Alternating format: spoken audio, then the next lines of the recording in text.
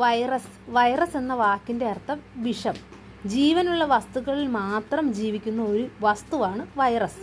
വൈറസിന് ജീവനുള്ള വസ്തുവിൽ പ്രവേശിക്കുമ്പോൾ മാത്രമാണ് ജീവൻ ലഭിക്കുന്നത്. ഇത് ഒരു ജീവിക്കുള്ളിൽ ജീവിക്കുന്ന ജീവനുള്ള ഏറ്റവും ചെറിയ വസ്തുവാണ്. വൈറസ് ആതിഥേയ കോശങ്ങളുടെ ജനിതക സംവിധാനത്തെ ഉപയോഗിച്ചാണ് പെരുകുന്നത്.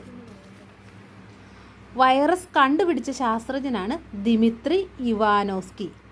വൈറസ് എന്ന പദം നിർദ്ദേശിച്ചത് ബിജേർനിക്.